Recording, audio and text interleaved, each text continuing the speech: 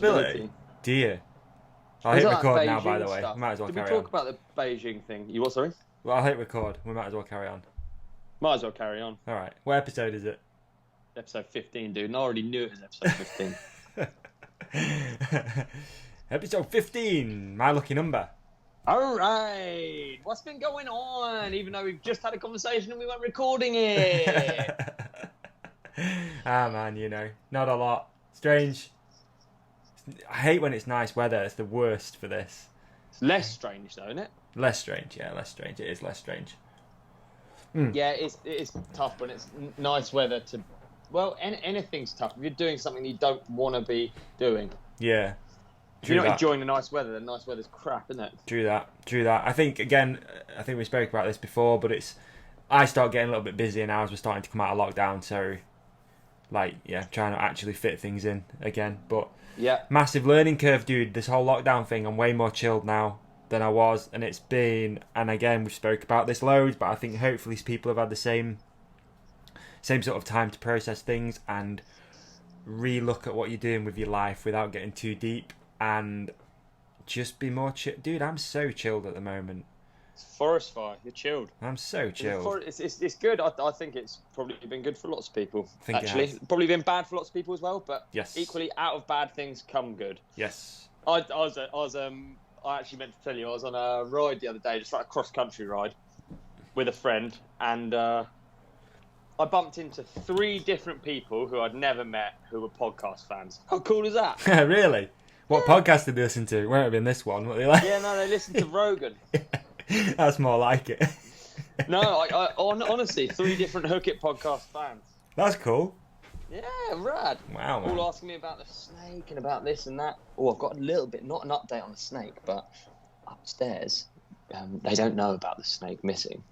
And upstairs has got indoor rabbits, and they've just had babies. So I'm like, no. Show me, and I got to show me a picture of the rabbits, and they're like exactly like snake food size. But I think we're safe. We're all good. Yeah, I reckon. Fine. I think it should have reared its head by now. Yeah. Or you were would going it? to say ugly then, weren't you? You were going to say reared its ugly head, weren't you? And it's not ugly. It's not ugly. I was going to say ugly. I feel like I don't know what snakes do. I don't know, but you'd think at some point it'd come out and want some food or something. Yeah. How long's it been anyway? Because you told the story 3 months ago. Long time ago. Okay. I like to imagine her free in the wild, not in the floorboards. Yeah. I think so. I think so. Raining terror on the local area. Yeah, killing all the birds. That's what we want. Yeah. But yeah, how crazy is that? 3 different people just happened to come across them. Every person we saw was a Hook It podcast fan. So yeah. So your celebrity status is considerably higher over the last 3 months. Yeah, no, yours is, dude. Definitely isn't. Yeah, it's cool. I mean, I was actually going to look at the stats then, actually, because I don't really share the numbers at all with people on here, but yeah, we've over the last 3 months definitely had way over 500,000 downloads on these episodes. Wow, wicked. Which is really cool, isn't it? Really good, yeah. So, and the YouTubes have been pretty... it's growing. It's such a funny thing. I can't get my head around that at all. I find it hilarious. Because, I was thinking about it the other day, because there's a few podcasts I listen to sort of religiously, and I don't really watch them on YouTube ever. So I was like, I wonder if I find this podcast on YouTube, how well it's doing. And there's one, a guy called Mike Catherwood, who's he used to be called Sicko Mike, I think. You know Jason Ellis? Yeah. He's got his own podcast. And it's amazing. I listen to it on iTunes all the time. And then I found it on YouTube and it had got like 50 views. And I was like, oh, that makes me feel a little bit better. It's not so bad. Yeah, YouTube's tough. I don't understand though, because some podcasts get really, really big views and they're still long form conversation. Yeah. Like, I get that you're going to get lower views because it's like, what do we go for? An hour and a half, 2 hours sometimes? Yeah, you're not going to get people sitting and watching you just like, watching us talk. I think if it's a really, really high, like really good quality production, then definitely. I mean, Rogan's a good example, and it's a good. It's so well shot, and camera's moving all the time, and all that sort of stuff. But I never really watch them, but it does add something when you see a guest. It's quite. I think podcasting as a medium is just what I like about it so much is that it is just audio, and you can carry on doing something else, and you just have these people talking and chatting, and I don't know. It's so cool as well. I think especially over the last few months, how many new mountain bike ones have popped up, and almost it was making me laugh the other day because I went on Pink Bike, and there was like 3 podcasts, and there was a time not that long ago, 2 years ago, when there would be 0. And mine might creep on there once and it'd get like 2 or 3 comments. And now it feels like there's a bit of momentum behind the whole thing, which I think is amazing. It's so cool. Yeah, it's cool. I think people have been trying to do different stuff, haven't they? It's good. It's just a shame we're so far behind everybody else. Like every other industry is probably way ahead of what we're doing in mountain biking with podcasts. That's my that's my personal opinion. You know, there's all the big sort of, I don't know, like surf ones and all that sort of stuff. They're not gonna get not on the front page of big surf websites. That makes sense. Yeah, interesting. I don't really follow any sport ones. I really only follow educational ones, or like mainly comedians, to be honest. Yeah. Which brings me on to a topic. Oh man, I've lost a friend, dude. I know. That's the funny thing about podcasting. You feel like you know. Well, you do know people. I think you do. Totally. I think you like. Yeah, I think it's hard to hide actually someone's personality, and when you're listening along, you kind of do feel like you know someone. And obviously, I'm a big Chris D'Elia fan, and he has just been cancelled hard. He has, hasn't he? He has. Big. And I don't know. You don't know what to say. It's just awful. It is. Dude, and when I heard, and man, I mean, because you're not much of a fan, are you? Not a massive Chris D'Elia fan. I like him. I just find some of his stuff, just for me, a little bit annoying. And a bit braggadocious, but I like that side of it as well. I think it's cool that they always brag about money and all that. I think it's quite funny if you're into that sort of humour. I think of it as comedy, not as an actual reflection. But I don't know. But either way, all this shit. People who don't know who he is, he's a comedian who I was a big fan of. He's had a podcast for ages, and he's had some brilliant podcasts in the past as well. Like the 10-minute podcast was one of my favourite ever podcasts. Yeah. And it was just like an improv. It's just funny people improvising these stupid, it's silly stuff, which is sometimes what you like. It's like, I guess it's like trash. It's a bit trashy podcasting, isn't it, in a way?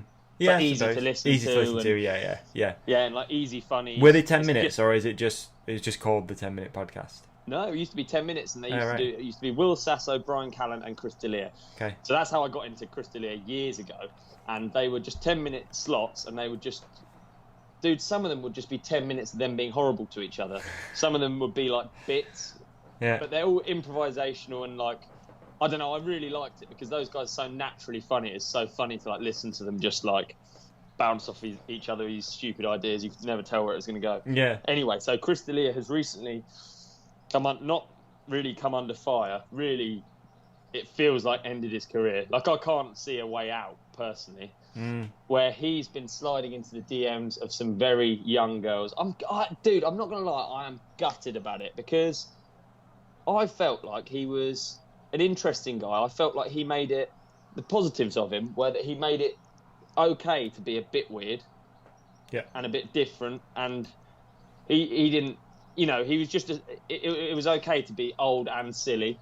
And it was okay to like not be the same as everyone else, to be weird and also be cool. He represented a load of good things, and then this coming out is just like, oh, you're a turd. Like, yeah. And it's like with the whole cancel culture and stuff now, it's very difficult to come back from this.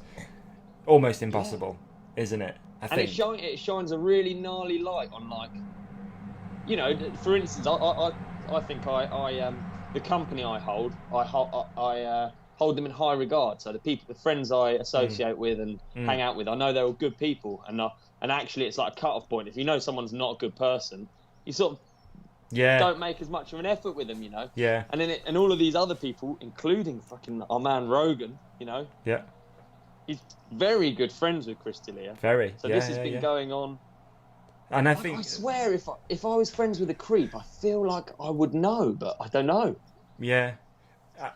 I feel like that whole group's taken a bit of a hit as well, really. I mean, with stuff with Ari, big time, yeah.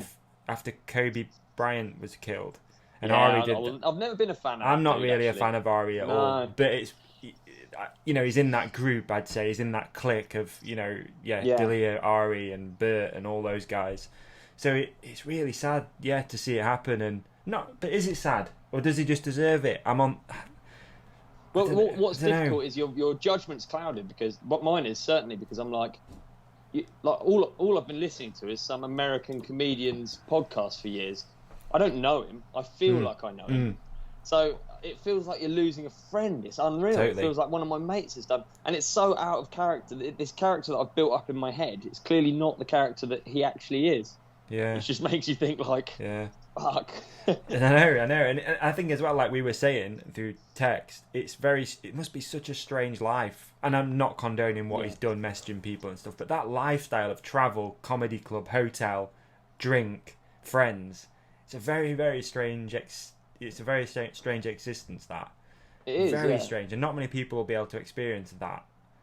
And doesn't condone messaging underage girls, 100% doesn't, but just a strange thing. Just lonely hotel rooms, probably a lot. Exactly, lonely hotel rooms, huge amounts of success, and really, when you're on stage commanding a room, it must be a certain sense of power that you get, and like that just fucks people, even the best people. Like I considered him such a cool person, and he clearly is not. But I at the same time, I feel bad for anyone who falls from grace. But it's a long way to fall, isn't it? He's like knocking. When I first started listening to his podcast, he was like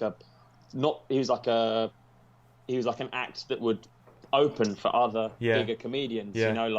Like Callan. For instance, he was like an opening act for Callan, and like you just see him like rise to this. This comedian has been on numerous sort of big TV shows as an actor, so he's become quite famous now, and he's got like over 2 million followers or something. He's like a Hollywood guy now. And now it's just all gone. Like I know. Like, how do you come back from it? You can't, like, Netflix aren't going to be like, we'll put your special up again.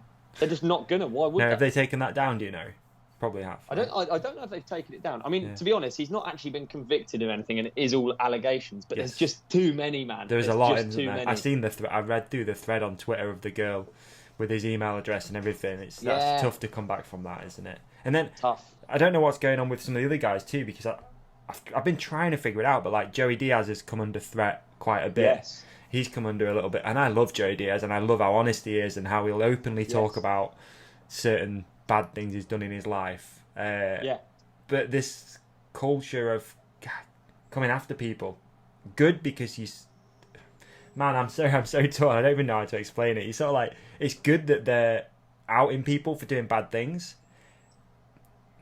Yeah, there's not really a but to that, is there? It's good that they're doing that. But the but is how gnarly it is on social media, and how it's everybody jumps on that bandwagon then of saying horrible things. And I mean, if you read like amplifier, because everyone's done bad things in their past, and then it could just amplify them. I mean, I've certainly never. I would say I've got nothing that could come up that you could really like jump on like that. So I can't really relate to it, but people do bad things and they come back from it and they become better. Whereas social media won't. It's just black and white. You just see the bad things, and then you're just like, oh, he's a bad guy. And I mean, if there's no question, he is clearly a bad guy. Like this isn't. Yeah, people change as well. I mean, that's the thing. Again, it's bad what he's done, but going all the way back through someone's Twitter, which they do all the time with presidential candidates and all that sort of stuff, go all the way back through and be like, look at this he said in 2011, and it's like, it's 2011. It's 9 years ago. Like, a lot's changed. I've changed. Does that make you a bad person now? Yeah, it's difficult, very isn't strange. it? I mean, I mean, the going back thing is very difficult, and especially with a comedian, because they say things on purpose to be out there, and on purpose exaggerate bad things, and like that's part of being a comedian, isn't it? And that was Ari's thing, right? Or whenever something bad happened, he'd always say something really gnarly, almost for shock effect. Yeah. And it probably is sort of polishing his own ego and building his own profile a little bit. But that's what he did. That is, it's not everyone's humour. It's not my humour at all. But the one with Kobe really, really hit a nerve with many people, right? And dude, I didn't like him before, and then when that came out, I was just like, see ya. But he's been pretty much gone since then. That must have because he disappeared. Went and It's lived crazy, somewhere isn't it? else. Yeah. I think if you've got any, it always blows me away that these things happen to people in these positions, because I just think like, dude, if you have responsibility, don't you? If you've got any kind of following, just like don't do certain things. It's not that hard to like not do certain things. I don't think anyway. Yeah, true. I'm sure No. there's loads of things that. No, I can't even. I don't know. Just fucking be good. Don't be a turd. Yeah. And if there's the motivator is you live this fantastic life. Like, why would you? Why would you sort of jeopardize it? Yeah. Yeah. It is. It's ridiculous, but it is what it is, isn't it? It's life, unfortunately. It is life. It is life. And I'm sad you've lost your friend. I'm sad you've lost your friend. That way, man. Dude, I'm with you 100%. This podcast I listen to where you feel so close to people. And if Joe Rogan went now, I would genuinely be upset. Because I'd be like, well, I listen to him every day. Like, I hear his voice more than most of my family and friends. Yeah. Like, I've learnt a lot from that guy. My life is where it is now because of probably certain things he said. Definitely, yeah. So, and definitely, yeah, undoubtedly. Like, just it can be the smallest thing as well, can't it? Well, it's just the same as like growing up on Sesame Street or growing up on anything. Like when you're, I don't know, like certain things, like he's certainly influenced, like without sounding like too much of a lame fanboy, but he's certainly made it okay to be super interested in all kinds of stuff that I maybe wouldn't have been vocal about being interested in before. Like, it's cool to research stuff, be into it, and understand it. And maybe I've got that from him. Yeah, exactly. Yeah, maybe yeah. But man, cancelled, dude. Sad day. We're looking for a new what would you call it? One of them. I don't know. Can't remember. One of them. Someone to look up to. We want a new one over here, please. Podcast friends that I've never met. Hopefully, they don't have such horrible histories of behaviour. Yeah. Who knows? So what else is going on, man? How was digging yesterday? Got a little bit of suntan going on. Oh man. So I'm digging for a Dog's Life project that me and Brendan. Well, it's Brendan's Dog's Life project, obviously, but we're rebuilding the berm to berm. We've talked about it before on episodes. So we're over at Red Hill. And there is no shade in a giant field with no trees. Nice. And I got so burnt. I don't know if you can see. I've got like my crow's feet are bad enough anyway, but I've got like squinty eyes. I didn't have my sunglasses with me, so I was just baking. Oh, not good. When you get burnt, it makes you feel tired, doesn't it? I feel real tired and beat up today. Dude, it does, 100%. It fucks you up, that. Nothing worse when your skin's tight and it's like cracking on your back. And you lie in bed just like hot and bothered. Yeah, exactly. But it went well, so I'm looking forward to that. That's going to be very exciting. When you see what Bren and Nikki and Matt Rowe have created up there, you'll be amazed. It's so cool. Really? Is it going to stay up there, do you think? Or is it going to be I think so. I think largely elements of it will. Maybe they'll be dulled down so a bit easier. Like, it's one of the hardest things to build, and it's I think Brendan sort of recognised that as the project's gone on, and me. So if you're building dirt jumps, you'll know that a hip, I've built hips for years. It's very hard to get it exactly right. And when you build something, you normally build it, change it, ride it, build it, change it, ride it. Like, it takes ages. Yeah. Hips and berms, hard one to get right. Tough, this whole line is just hip berms. Right. So it's like the most complicated build ever. So it's and big difficult stuff too, so it's hard to move it after because it's so big and exactly. Yeah, but we've got these amazing machine drivers that have been like, it's so satisfying. So Roey's is Roey the BMX guy? Is that right? Roey. He's actually from up your way, isn't he? He is, yeah. So Matt Rowe used to have some trails called Village. Is it this guy? Quite possibly. I actually don't know. Yeah, well, it will be. It 100% will be. But he's an amazing BMX rider, and he's moved, like a lot of people. Actually, he was ahead of the game. He moved to mountain bikes. Not moved to, but started riding mountain bikes probably before a lot of these new mountain bike BMX guys. But him as a rider, if you haven't checked out Matt Rowe, check him out on Instagram. He's got the coolest style, and a lot of the BMX riders that come to mountain biking just do BMX stuff on mountain bikes plus a little cutty at the end, which is cool, and I love watching it. Yeah. But Roey gets it. You see him hit a turn, he's just in love with mountain biking. Amazing. And speaking to him about bikes and stuff, he's just so into it. Amazing. That's sick. I always get this guy. It might be somebody else confused. Did he break his back, or get really hurt falling down a quarry? I don't know. I actually don't know. I'm useless. Yeah. I should really, as a co-host, Google it. But... No, it's fine. It probably isn't on there. But I always get him and somebody else confused. Someone called Matt has got some trails called Village, and they're really, really good. Just off the Matt Priest, are you talking about? Nah, I don't think so. Okay. No. I don't know. Useless I am. But I'm a big fan of Rowan. I always love watching him ride. He's just like animated and so stylish, and yeah, it's wicked watching him. Cool. Yeah, he rides like a mountain biker and he gets it, you know. Yeah. Like, I don't mean that in a weird way, but you know when you see like someone just doing jibby stuff on a mountain bike, it's wicked to watch and it's amazing riding, but it's not like, I kind of can't relate because I'd just do that on a jump bike. Yeah. If I was going to fiddle around, I'd do, you know. I feel you. I feel you. It's not for everybody. It's definitely a small percentage of people who like riding like that. Wicked to watch, but it doesn't feel like a riding style that is something I want to emulate, but if I ride dirt jumps, I don't ride them on a downhill bike. You know what I mean? Yeah, I feel. So I feel you. Yeah, Rowy's rad to watch. So watching him in a machine is equally as impressive. That sounds really lame, but him and Nicky Wiles, watching them in a machine, they just move dirt perfectly. They don't mess up the ground.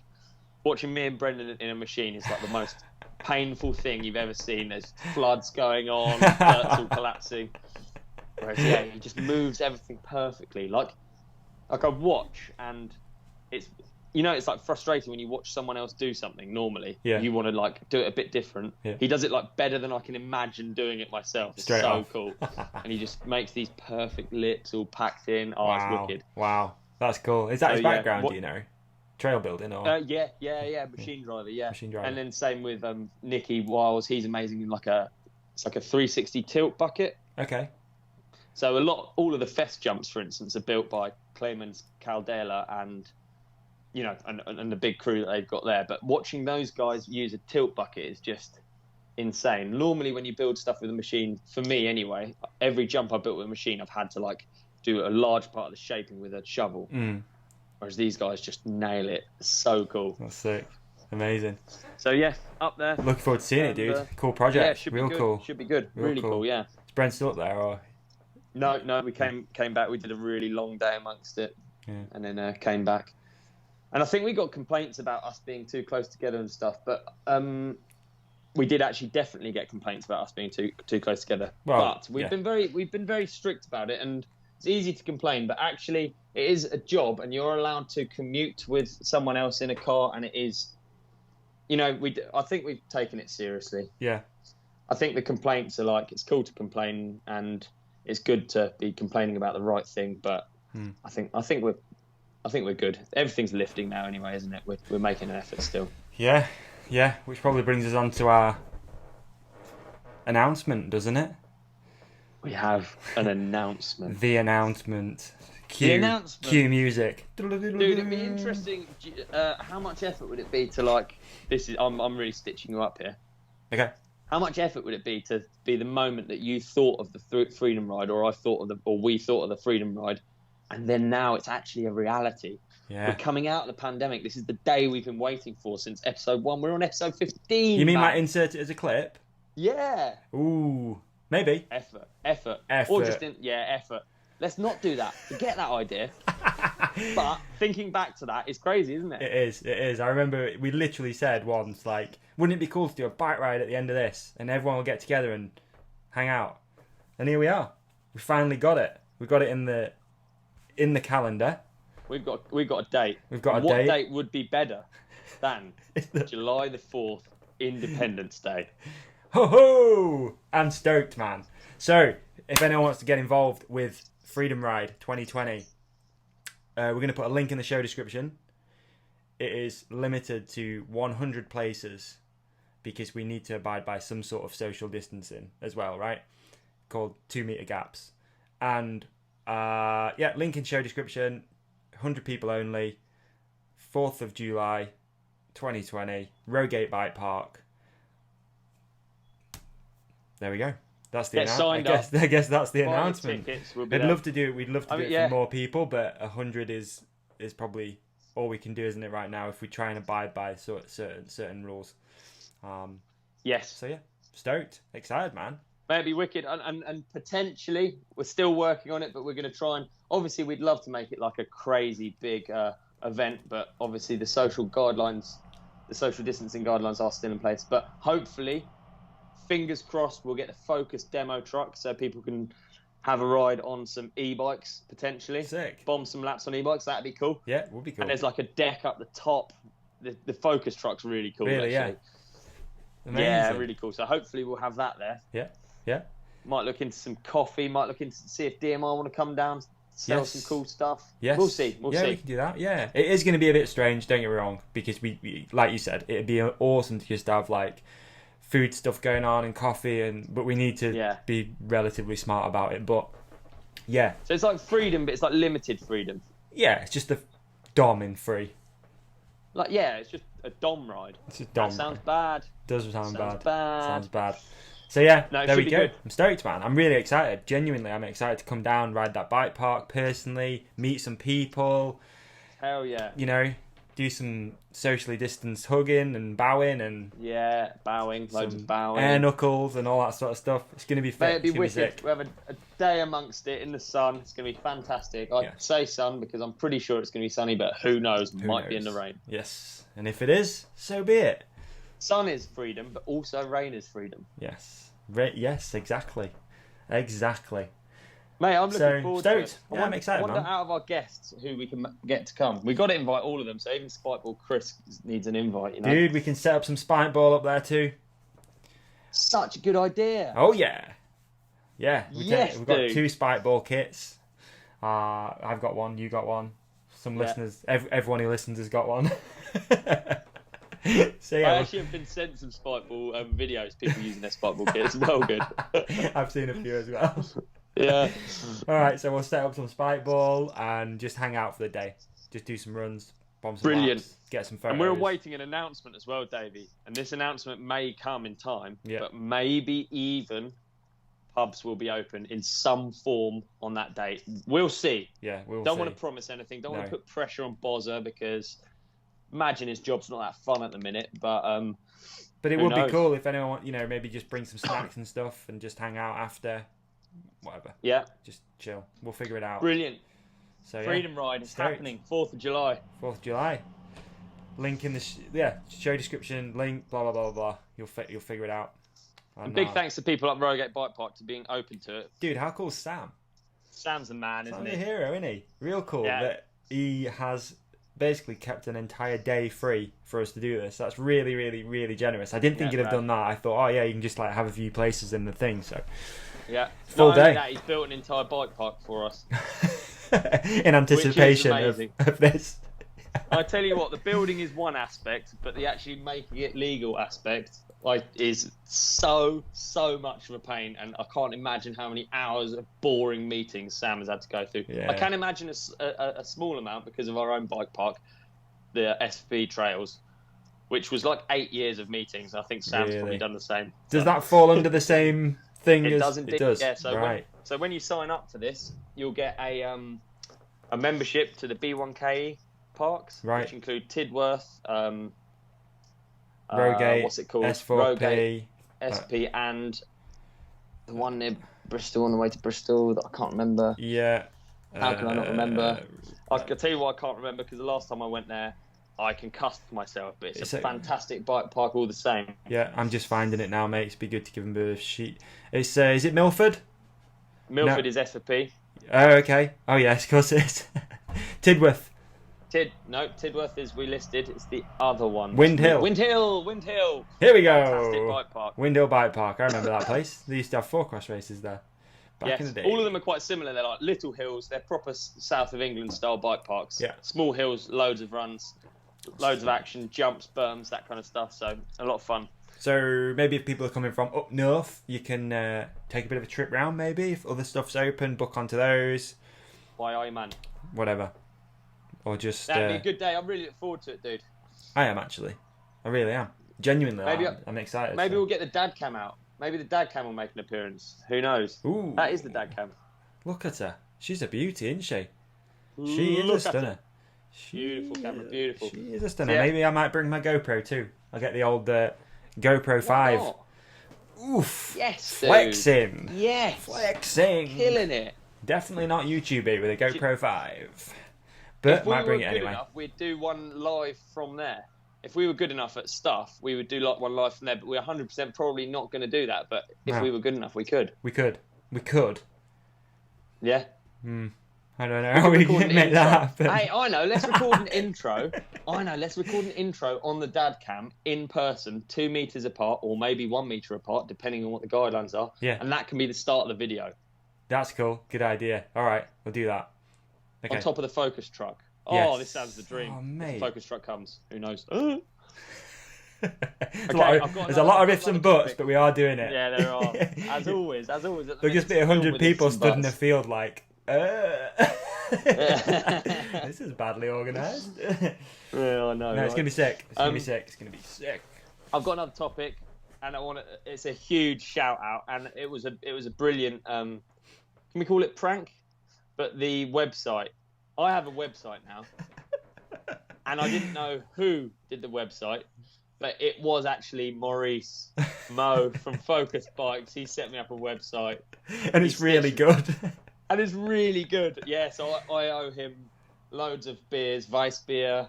That's so cool. Yeah, a big prost to Mo. Yeah, amazing. Amazing. Thank you very much. I've got a website now. Yeah, I don't have control over it, so he could really put me under for this, but it's so like bless him. That's really, really sick that he did that. Setting you up a whole website. And it was better when we finally told you than it would have been the week before when he was like, oh, mention this, and I got all starstruck. Danny Mac, oh my god. I totally forgot about it. Same as all of the dope or notes and topics was just like, we forgot about it. And then, that's cool, man. It's really sick that he did that. What a guy, eh? Yeah, it's rad riding for like a company where like Focus is so sick because all of them are bike riders and all of them are like, they're such cool people. Yeah. So it's just like, I don't know, it's the dream riding for a bike company filled with these cool people that I get on with genuinely as well. I'm not pretending they're the best. So look forward to going over there and hanging out with them always. Rad! If only we could fly them over for the Freedom Ride. If only. Das Freedom Ride. Then it would be Das Freedom Ride and it'd be international. Oh, it would, yeah. An international event. We put it on the poster. Freedom Ride International. Yeah, not bad. There you go. Freedom Ride. Mate, I'm stoked. Yeah, it's happening. I know. It's happening. Who'd have thought? Who'd have thought? It's been a long journey, hasn't it? I know we might be doing another one of these. Hopefully we do another one at least. But it's been a long time, man. When you really think back to... Like, I keep looking at my spike ball kicks. It's here on the floor, and I'm like, fuck, that was like episode 1 when that came up. Yeah. And then spike ball Chris came on episode 2. What a guy. Should really get it out of the box, shouldn't I, for episode 15? But it's just not been safe. So... Hopefully get it out of the box this week. Get it out of the box at Rogate. Yeah, do a bit of practicing. Yeah, too right, yeah. It's worth doing that actually, isn't it? Worth doing that. Do you know not heard anything about World Champs, by the way, at all. I don't know if that got cancelled. The invite hasn't come through the post. No. It's hard to plan anything in it right now still. Can't fly over there. Nah. We'll see. Dude, we were doomed from the start. I can't play spike ball, I can't run. Yeah, that's true. We wouldn't have made the best team, but we'll see. If it, if it comes up, we take a road trip or something. Hey, maybe we'll be the best team at Rogate. We'll see. Maybe, probably won't, but we'll see. Probably won't. Yeah, we shall see. But I know the CEO, so you've got to be pretty cool, pretty good at it. Yeah, too right. Yeah. So something I was going to talk about was actually a suggestion loads for guests. Ooh. So I remember ages ago. So I do remember these suggestions and these people getting in touch. Daniel Ricciardo was a suggestion that we should get on the podcast, and it would have been lovely. But he's obviously super, super big time. But he is signed for McLaren, which is down the road from me. Right. I was just hoping you were going to say you've got in touch with him. No, imagine. But if McLaren's down the road from me, surely he's a bike rider. He loves riding bikes. He's going to be around this way riding bikes, dude. Freedom Ride. Imagine he's over here testing. Yeah. That's not a jet ski. That's Formula One. All right, I'll do a Formula One noise. It's better. God, it's good, eh? Really good in the old headphones. 8D. Was it? Yeah, it's 8D. Yeah. So imagine that, dude. That would be really cool if we could It's worth a shot. It's always worth a go, man, to try and get hold of him. There's what I've noticed in my life is it's not what you know, it's who you know, right? And it's and there will be a degree of separation to him in that factory. How many people?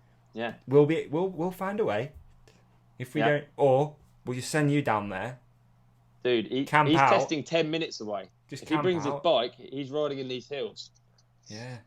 I want to ride with Ricardo, imagine. Just go out and just ride more with him. Like, just ride out locally and just see if you can find him. He's got to be out there somewhere. Lando Norris as well is on his team, who also rides, apparently. Right. So that's like the McLaren team is bikers. Sick. Who also seem to ride Formula 1 cars, drive Formula 1 cars very quick. You don't really ride a Formula 1 car, do you? No. Wow. Okay. Well, let's try and find a degree of separation to Daniel. I've already got an idea of someone I know who might know someone. All right. So, I'll slide in the DMs, who knows? You never know, man. Do you get preferential DM treatment if you got a blue tick, do you think? Who knows? I think with companies, if I slid into companies' DMs, maybe they'd pay attention. Who knows? Yeah. I imagine his is... Imagine how crazy their social media are. They probably don't even do it, do they? No. They probably don't even run it. It's something I actually wanted to ask Danny Mac, and it slipped my mind. Like, what it's like having that, at your fingertips. Like, what's Danny on? How many? 1.5 million when I looked last. Is he? Think how many people that is. It's absolutely ridiculous. It is so many people. Like 1.5 million people at your fingertips. Like, literally at your fingertips. You can say anything and do anything. It's funny. Do you remember when you're younger, people would get your phone and then prank you and do Facebook status updates? Yeah. Like really bad ones. Yeah. I've got genital warts or whatever. Yeah. I remember that was like a thing at one point. Yeah. Like imagine you did that with 1.5 million people. Yeah, shit would pop off. I remember someone doing that to a friend of mine in our house that we lived in, who he's been on the podcast a few times. Ty Woofenden is a speedway rider, world champion now, and at the time he was pretty big time. And I didn't. A friend of mine, what's he called? Facebook raped him and just put something like I'm gay or something on his athlete page, and it was like shit hit the fan, dude. Bad. It was not cool. Yeah, not cool at all. But no, Facebook raping, Imagine if, we were talking before about being a celebrity and blah, blah, blah. Imagine if someone found something on your Facebook from all those years ago and you were like, honestly, it was a Facebook rape. Like, someone just did it and you got cancel cultured. God. Or you got Me Too. I really dread to think. Yeah. What stuff? Yeah. Oh, goodness, it's scary. It Might is have scary. To go through some bloody... Go back to 2005. Just in case. I think I was always late to the party on all forms of social media, so... Yeah, oh really? Yeah, always. Really late to the party. Okay. I was pretty stoked on the new nickname that I gave you the other day. I like a good pun and stuff, and A-Waldub really... A-Waldub, yeah, that's solid. Tickled me, that. It actually tickled me. I was like, that's really funny for me. Yeah, it's not bad, is it? Yeah, it's decent. It'd make a good butt patch for the Supercross. Yeah, A-Waldub. You're watching Supercross? Yeah. Have I been watching Supercross? The lights has been good, hasn't it? Lights has been good. It's over now, though. Have you watched the final round? It's done. It's done. Yeah. So yeah, it's a bit of an anticlimax, I feel like, for the final round, because all three championships came down to that race. Yeah. And it could have been fireworks, but unfortunately it didn't quite pop off. But Eli just held it down, didn't he? He just held it down. Just smart racing. Yeah, definitely. So yeah, it's funny. At different years, I've got way more into the 250 class or the 450 class. Like I remember when pro circuit was so dominant. Yeah. In the it was like pro circuit versus Geico, wasn't it? Yeah. I don't remember what season. I'm a bit. Yeah, like with Barsha when he was on fan. Geico and Dean was on Monster pro circuit, and yeah, that was some good battling back then, right? Yeah, like, really and I feel good. like now we've got good battles now as yeah, well. Definitely. No, it's been good. It's been a good. It's weird series, but I'm not mad at having Supercross twice a week. It's been sick. No, not bad. Super good. Wednesdays and Sundays. It's been fucking awesome. Yeah. I don't know what happens now. I don't know if they go straight to the outdoors or not. I'm not sure. I think they'll be kind of weird. Why not? They'd be weird. Just no fans racing around fields. Really, it is still weird. Gets quite primitive of like, this is what it is. It's just bikes going round a field with no fans there. Yeah, but Supercross is still weird, isn't it? I don't watch it and think of it as a normal race. Like, it's still weird not having the crowd. I love it when you're watching the leader and you just hear, and then the cameras switch and it's like a battle going on for fifth or whatever. It's so cool. It's good, isn't it? Have you caught any of the football that's going on with where they're inserting crowd noise?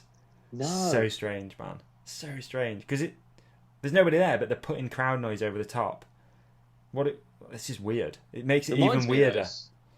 Dude, you should edit in. Can you edit in some laughs into this episode? See if it makes it funnier. Yeah, I should do that. Hey. Laughter track all the way through it. Yeah. Oh, do you know? Talking of dubbing in sound, have you ever thought about on a nature documentary where they're on like crazy zoom lenses, looking at an animal that makes very little sound? Have you ever thought about actually? There is no sound going on, and there's someone in a sound booth making like ASMR noises for insect legs. It kind of ruins nature documentaries a little bit. Yeah, fair point that. Yeah, because there is no sound. No, I've never thought about it before. No, and you get like surround sound with Planet Earth. So when a bee lands, it's like someone's doing it. Yeah.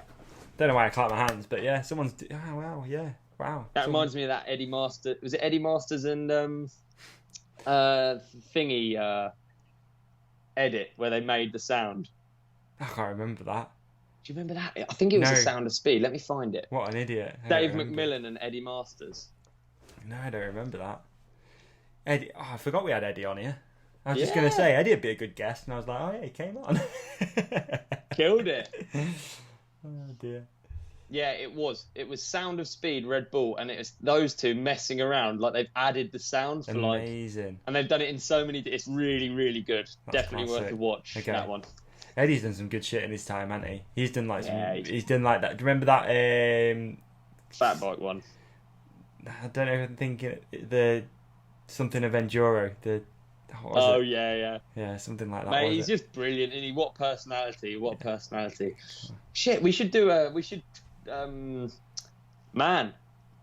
do best guest. Ooh, we should. Yeah, we should do best guest.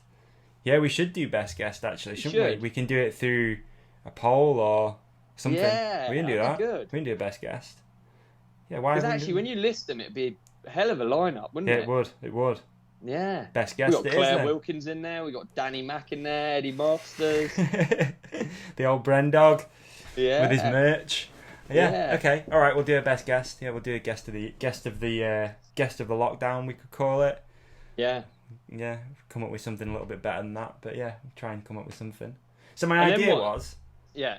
While we're on this subject, people have loved that we've been doing this. I feel like just stopping would be weird, but you're going to be really busy at some point and stuff. So here's my idea. Gully kind of screwed this idea up a little bit because he's got his thing called Gulliver's Travels. But Oliver's Travels, a monthly episode, would be kind of fun. Wherever you are, we just catch up. Whether you're in Mexico, Surrey, we just catch up. Sounds like a plan. Oliver's Travels. I don't want to steal Gully's thing. Maybe we come up with something else, but Oliver's Travels episode 1 could be kind of cool. Copied off Jeff. Yeah, off Jeff. when we were chatting, because I've been thinking of that idea for quite a long time actually. Yeah. And he said it, and I was like, Damn. Gulliver. Mate, I'm into it. We got to carry on. I've thoroughly enjoyed these in more ways than just hanging out with you has been wicked throughout the whole pandemic, and and I've enjoyed just sitting down talking shit. Really, it's good. It has been good. I'm really glad. You're open to the idea when I hit you with it all that time ago. It's an effort for me. You always talk. I'm very mindful of people's time and sort of I don't know. I just am. I'm mindful of the time and the effort that does go into sitting there and talking shit. Well, I tell you what, Davey, I've thoroughly enjoyed every episode, and I appreciate even considering me as a co-host. Thank you. Well, you're welcome. Appreciate it. It's been a great honour. Appreciate it. Throughout this pandemic. Yeah, it's been fun, man. I know we're not ending right now, but it has. Every episode has been an absolute blast. I look forward to sitting and talking to you on a Tuesday. Yeah, 2, right? Yeah, So- we'll keep it going. We'll keep it going, dude. I feel like something like that, like a monthly thing. Like if you're in the UK, I come down, we hang out, Is this like chat about where you've been, what you're up to, you've promote thought stuff. about this? So like once a month is sort of the max that you can really sort of cope with hanging out with me. I think that's fair. Yeah, we could do bi-monthly. I wouldn't be, opposed to that. We could do annually. I mean, it would be great. All right, done, dude. We got a podcast. We got a podcast on our hands. Okay, Oliver's Travels. I like it. We can talk about everything. Like obviously, like we do. We can take some questions. We can do like promote an event that's coming up that you're working on, or dude, we don't have new to worry bikes, about it. anything. In a period of time where nearly nothing has been going on, we've managed to find something to talk about every week. So I think if we go monthly, we're going to have plenty to talk about, especially when the world restarts. That is very true. Yeah, I can see the old Ricola t-shirt behind you, which is super sick. Yeah. I wanted to actually. I haven't hung it up properly. I was going to put it up there. Giant thanks to what was it? EnduroMTB. MTB. Yeah, they made me a throwback Ricola t-shirt, which is a reference. If you haven't heard the episode where I talk about being bullied for having different coloured eyes, heterochromia. So now I can rep it. It's a cool t-shirt. Now, man, I got a t-shirt, dude. Yeah, and it's great quality as well. Nice quality t-shirt. Yeah, lovely. Available for all custom t-shirts, I believe too. His wife makes them at home. Yeah, amazing. Yeah. Do you know? It really reminds me of So Sam Reynolds. Okay, so during the Supercross season, historically at the John Pound, we've had our own private mini bike track. Yeah. So we used to every round of the Supercross, we would have a round of our mini bike racing. So good. So we have fake teams. Yeah. So I'm part of Lucky Strike Casper Honda. My mini bike alias is Brown Sugar. And I'm on a team with Sidewinder, Seb Yates. Right. Like, dude, I can reel off so many names of people. They're all pro riders and they go by mini bike aliases. And to my point, Sam Reynolds rides in a Brazilian. Actually, no, Sam Reynolds is the Resurrector. That's his mini bike racing name. Right. But when he goes freestyle, he has a Brazil shirt and a Brazil helmet that he bought, and his freestyle mini bike name is Captain Brazil. Amazing. Yeah. Wow. And it really reminds me of the Captain Brazil race kit, so I'm pumped with it. I like it, man. It came out perfect. Good effort from that guy. And he's, one of those dudes that I've become quite friendly with over the years through this. Wicked. Never met. If he makes it to the Freedom Ride, that'd be rad. It would be cool, man. I think Aberdare's a long way up. I think that's up Scotland way. Is it, hey? Yeah, maybe. Maybe Danny long Mac can pit him up. From the mountains to the tiny hills. But you never know. You never might know, be mate. up for a road trip. You never know. Who knows? Never Big know. thanks to him, though, man. Yeah, it's good, man. People have been doing nice things for us, mate. Nice things. They have. It's good, isn't it? Very nice. Very nice indeed. What nice people we have in mountain biking, eh? From the guests to the people that listen to the people that you and I ride with. Yeah. It's good. Very true. Very, very true. Yeah, I'm hyped, man. I'm hyped. God, I can't stop thinking about Freedom Ride. I'm just like, yes, finally get to do this thing. Gonna be good, dude. Gonna be good. Yeah, boy. Do you reckon we can get Jobo down? Will he be up for it? No, he's in Sweden. There we go. Yeah, he's in Sweden, mate. I believe he took the trip over there. Which is so strange because you go from here where it's pretty much a lockdown and then he's posting photos where he's walking around the street and just going to coffee shops and just acting normal. Crazy. Yeah, crazy. Beautiful Sweden's, I'm really interested in this. We talked about it obviously early on, but like the stats that are going to come out of this are going to be super interesting, like how each country dealt with it differently. And what were you about to say earlier when I didn't let you speak because I wanted to say something really important about, is it Bangkok? Were you going to say Beijing? Beijing. Yeah. Yeah, Beijing's had a second wave, huh? Have they? Right. Yeah, let me look it up because I'm a co-host. Beijing have had a second wave of coronavirus, and I was interested in how they're dealing with it, really. Yeah. In Beijing, it looked like coronavirus was gone. Now we're living with a second wave. And they managed to pinpoint exactly where that second wave started from. Oh, man, it sucks. I mean, this is it's not nice to look at negative things. No. It's worth considering what every single other country has gone through just ahead of us. So Right. it says here, just as Beijing looked poised to claim victory over the coronavirus, a 52-year-old man. Oh shit! I've got sound coming on. Sorry, so many ads. A 52-year-old man with fever and chills showed how the pandemic can come back roaring back from apparent obscurity. The patient had shopped for meat and fish at a wholesale market in southern Beijing 8 days before testing positive on June 11th. His infection marked the Chinese capital's first reported COVID-19 case in 55 days. Wow. It scuppered hopes that months of physical distancing, meticulous testing and quarantining had driven the pathogen to extinction in the city of over 20 million. So yeah, it is always at risk, and it is worth considering. These guidelines are no joke, and they're worth, I know we're making light of the situation now, obviously, because we've got a bit of light in the tunnel and a bit of positivity, but actually it's still sketchy, and we could still easily be put into the second season, and I hope not. Yeah. I hope we just move on to Oliver's travels, and we no longer have to have this backdrop necessarily. But yeah. Wow, that is scary to think. It is very, very scary to think. And is that what they class as second wave? Just that one guy? So I guess if they've, there's no herd immunity at this stage because everyone's out. Oh, right. Okay. Well, we're still living in a post-lockdown era. Mm. So there's still people that haven't had it that could have it. Right. This is why all these travel restrictions and stuff are in place, because it's that easy. You just get one person flies on a plane over into a big city, one person multiplies. The way that I never knew anything about a pandemic. The way it goes on a graph is just exponentially more horrific. That dude who was on Rogan was really interesting. It's called Brett Weinstein. Did you listen to that one? That was good. Yeah. Did you listen to it? Yeah, really good. Yeah. He was talking about the pandemic and the virus, like someone who can actually break down what a virus is and how it. And his main argument was that it came from a factory, or you wouldn't call it a factory. It's not a virus factory. Good God. I'm going to take some heat for that one. Yeah, I'm going to take some heat for that one for sure.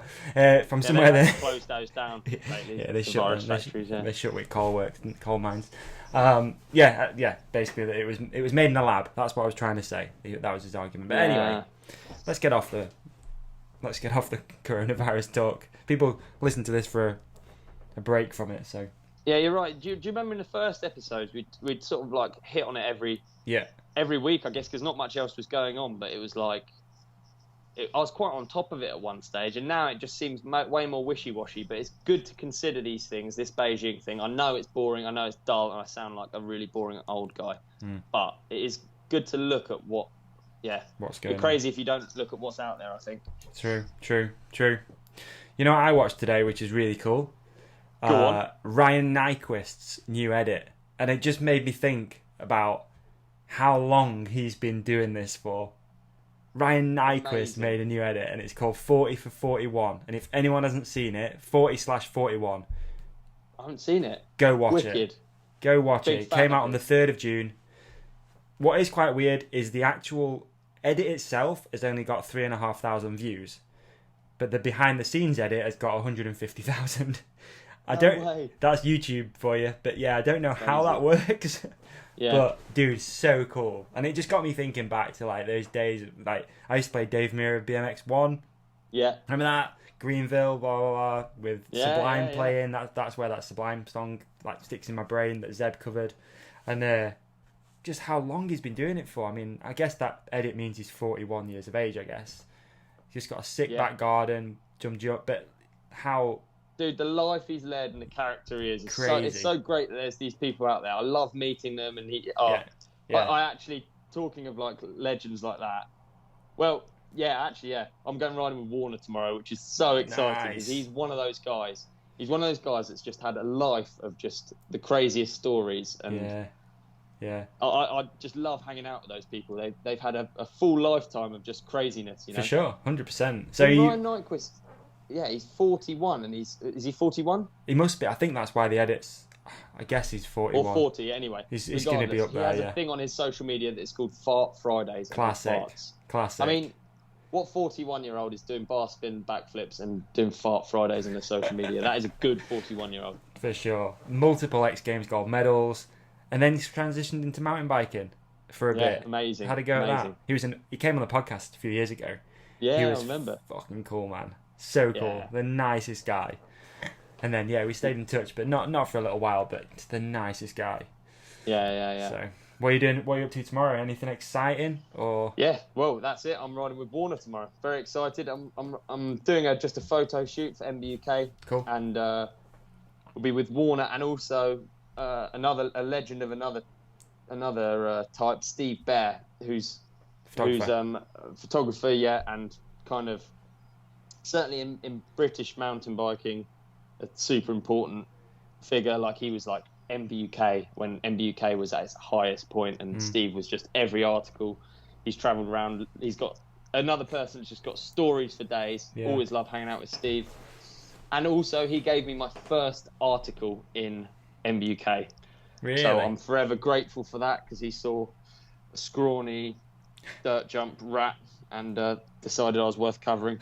So Steve's the man. He also Rue Fowler, one of my great friends, did work experience with Steve Bear.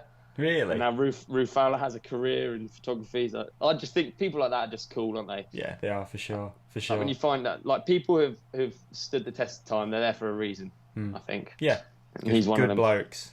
Solid dude. Yeah, so I'm well excited about that. I'm filming on Friday as well. Okay. For an edit for Stands, No Tubes.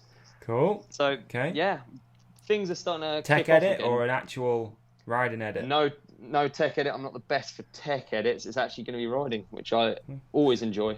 Okay. Very good.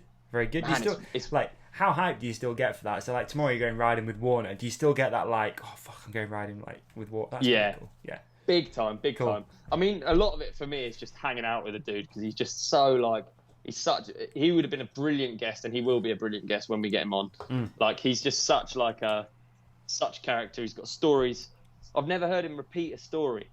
And he can literally, if you just plug in for stories, he's got stories for days, and they're all the most insane stories.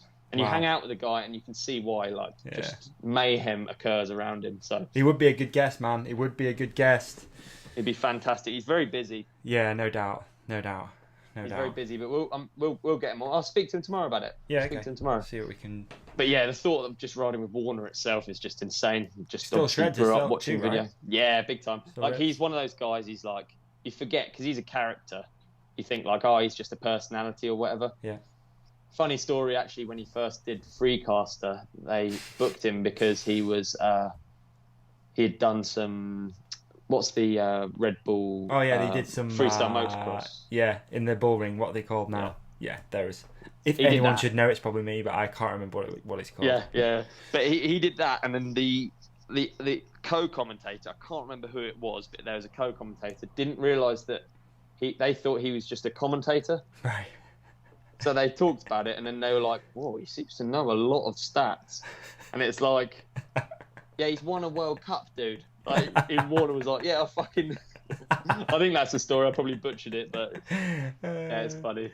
Yeah. Super funny. So yeah, look forward to that. I'm always hyped for anything. Do you know what, dude? The cool thing about biking is I'm still so hyped for it, regardless of who it's with, every day. Right. Does it fluctuate with the weather?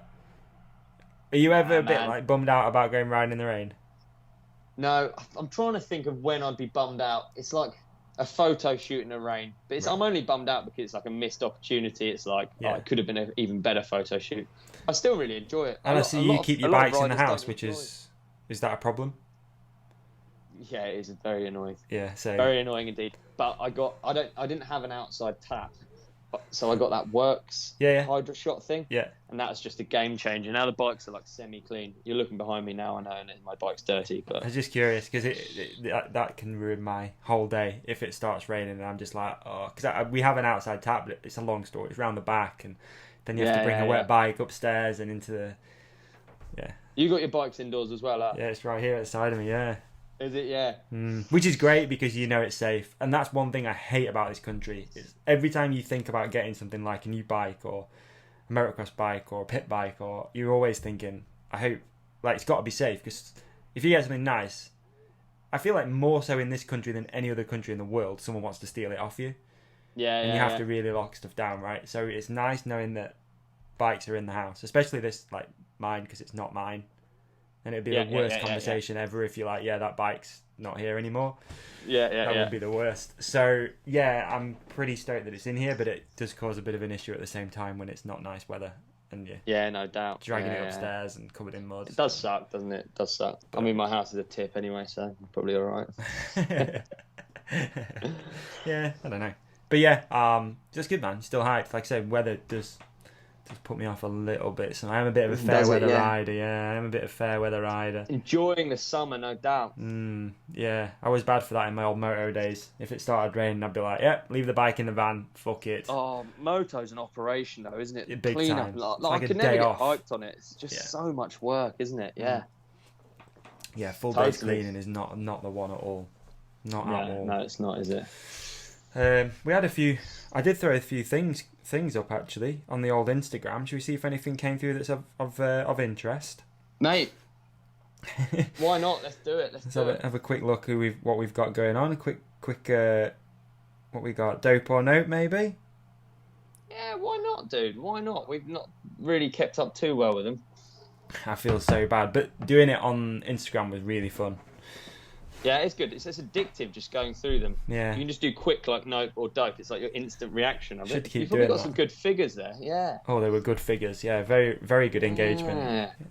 Oh, fantastic. Oh, I it's meant just stunning. like stats, what people think is dope and nope. You get a good breakdown. But, yeah, we can probably sell that, that sort of data to bike companies and be like, exactly. Let me have it. I'll tell you if it's dope or nope or not. You let me know what you're bringing out, and I'll tell you whether to do it or not. Yeah, not a bad idea. Thank you very much. Dave Vola, S4P, dope or nope, Z50 punctures. Oh my goodness! What happened? There's a backstory. This is Dave Valler, and he's a Z50 enthusiast. As you can see, I am a Z50 enthusiast. As you can see, this is looking very nice nowadays. She is. The pandemic's been good to my Z50. Okay, so a Z50 is a split rim design, and it takes, I think, 24 bolts to undo to change the puncture in a back wheel. 24, and they're all like all of those. Most of those 24 involve 2 spanners or 2 sockets. So I would say the biggest nope ever for a Z50 rear puncture. But easy to do because you're not messing around with inner tube and, or not. Hard to do because everything is rusted and encrusted with dirt and chain oil and, mate, it is the worst. And if you pinch an inner tube, because you can pinch it with a split rim, if you pinch like a tube, it's like a wheelbarrow tube, so it has to have the 90-degree valve thing on, otherwise you're in a world of trouble. Wow. Probably my bike probably doesn't even have 90s on it. No, it does. We're up to date, but it is a really, really painful experience. So yeah, that's a huge note. That's maybe one of the hugest nopes in all of our dope or nopes. Big thanks to DV. He's the man. So Dave is actually was Bren's mechanic when he was on Specialized Monster Energy. Oh wow. Yeah, so he's also known as Monster Dave. Monster Dave. Yes, he's a big Monster Energy fan. He's also known... He has many, many nicknames. Really? I actually saw him only earlier today. Yes. A lot of nicknames down south, I'm finding. A lot of nicknames. DV just sent my big step up the other day. That's the next thing. He asked about pandemic builds. That step up looks fucking cool, man. Yeah, it's rad, isn't it? DV sent it only... Was it yesterday or the day before? Anyway, it doesn't matter, but it takes balls to send something that big, and he did it. He's a dad of 2 wonderful daughters, and I can only imagine sat up the top of a run-in with bellends like myself and Brendan and thinking, I don't know if I want to hang out with these guys. And he dropped in, got it perfect. Is that step up in the middle of a line, or is it just a step up on its own to play on? It is at the end of a line that I built during the pandemic. Yeah, yeah. So it's wicked though. It's pretty big. I'm a bit worried. Not gonna lie, because people, I don't necessarily like. Dave's like an incredible rider, and all the people that have hit it, they're all like. So you can get really, really good bike riders, but someone who's ridden jumps loads is a different thing. Yeah. And obviously, a lot of my friends have ridden loads and loads, years and years and years of dirt jumps, so they're just safe in the air. And I always worry about these people who are flat out quick on enduro bikes And, you know, they have good jumping skills, but it's different when you're hitting a steep jump. You've got to really know what's going on, especially at speed. You know, it's a bit of a like... Yeah. It's a big you know jump. what to do. You know? Big jump. Yeah, and it's a big jump. And, Dave killed it. Also, yeah, I'm doing, like, shout-outs to the people who've hit the step up. I got sent a few videos, actually. It's quite funny. Just on Instagram of just people I don't know hitting it, so that's quite cool as well. But largely, it's all these, like... gangsters who've ridden trails for ages. Adam Dayson, he hit it the other day. He was probably like one of the first people to hit it. And again, like, dude, Dayson, shout out to Dayson for hitting the step up. He's had a hip replacement. Has he? Think how old we are, dude. How old's Adam then? How old's Adam? Adam's a filmmaker, right? I mean, old in like damage to body, but Adam's like the same age as me, or maybe a year younger. But he's had a hip replacement, hasn't ridden any jumps for like nearly a year. Right. And he just sent it first time. Perfect. It was wicked, actually. Yeah, load of shouldn't be a surprise. They're all killers. I forget all the people I ride with. Really, I'm blessed. Yeah, you are in a bit of a bubble, aren't you, with like really good riders? Yeah, big time. Yeah, yeah, big time. So, it's alright. You get to ride with a wobbler like me soon. And I look forward to all of our listeners. Step up, don't you worry, mate. You'll love it up Rogate. You'll love it. I'm sure you're not a wobbler either. We've never ridden together, eh? Nah, never, dude. Well, not that we knew about. You know what I mean? Oh yeah, no, we have, and you already beat me, so fuck you. Well, I'm right. We're gonna step up, you prick. All right, what else we got? Tom Long 04 cans, dope or nope? Super dope. Love dope. A can, 2 foot or 1 foot. Can't go wrong with a can. Yeah, same. I'm with you. Can you? Hey. You get it? Because I said can. Yeah. So there's an image that comes to brain. Ages. In my mind when I think of a can, which is a really old photo of Edgar. Do you remember Edgar Torrenteras? I very much do, yes. Do you follow him on Instagram? He's pretty crazy, yeah. It's pretty wild. Have you seen him on Instagram when he's DJing? Good follow on Instagram. Yes. Looks like he's absolutely... Yeah. He isn't, but it looks like he's off his tits listening to really heavy hardcore music and loving it. I think you're not far off exactly right there. Yeah, he's having a whale of a time. always seemingly. Man, have you ever been to a Master Dirt show? No, I don't think I have actually. No, but I've seen him live, like beatboxing and stuff. Yeah. Yeah. So that's like one of the big parts of the act is Edgar goes up and he does this like beatbox routine. Go on, give it a go. So You've funny. got this. He does that, and he puts the microphone up to his neck. Yeah. Boots and caps. And then he and then he obviously drops the beat, and then he also does a helicopter. And it goes around the crowd, and he does it like with the microphone. He goes like, it's so good. Yeah. They're good shows. If you ever get a chance to go to one of them, if they come to a city near you, head to the Master Dirt shows. That's right, Georgie Factor. Get the tickets from Georgie Factor. That's right, masterdirt.com. Free plug. Didn't charge for that one. Yeah, there you go. Nah. Didn't charge. Same guy, Tom Long, 04. Goggles with open face helmets. This one comes up a lot. This is a divider in the mountain bike community. Yeah. So since the invention of the melon alley cap, it's nice glasses. Why would you need the goggles? And why do I need to say more? And shout out to those guys actually while we're doing this, because they're legit nice guys. I speak to, I don't know who it is, but I speak to those guys a lot through Instagram. Yeah. They've been like super generous and like, oh, can I? They want to send some stuff, and I'm like, it's kind of a bit, because I do my sunglasses stuff, but you know what I mean. Yeah. So yeah, just like really, really sound guys. They've shared every episode, and they just seem like really legit nice people. I went riding with Ash the other day. Oh, is he UK based? Yeah, that's right. Yeah, well, he actually floats all over the place. He's one of those guys, like sort of international guys. Lives in Bali a bit, does a bit here, bit there. Yeah. But we went riding the other day. It was wicked, good to catch up. I think all of the best companies in biking are in like mountain biking are like made of riders. Because I think otherwise it just doesn't work. Like it just doesn't translate. So all of the ones that you think, oh man, that company's cool, it's because it's just a group of cool people, I guess, isn't it? Definitely. And did Melon start out in snow as well, and then they've ventured into mountain bike, or am I wrong? Yeah, I think so. I think you're right. I think you're right. Yeah, I don't know. I should probably know the history, but yeah. Yeah. Yeah, I think you're right. Cool company, cool goggles. Really kind to us. time. They did a giveaway, so yeah, much respect to people like that. A good analogy of the companies that not analogy, I don't know, an example of where it just doesn't work because you just don't get it. Up Pease Lake ages ago. So if you've ever been to Pease Lake, there's Pease Lake Village stalls, and Trudy's in there selling food. So some kids, some Tarquin rich boys set up. They thought, oh, there's a lot of mountain bikers up here. Daddy, we want to tap into it. And they tried to take away the business from Trudy, who effortlessly has all of our business with her pork and leek slices. And this is like a post office, isn't it?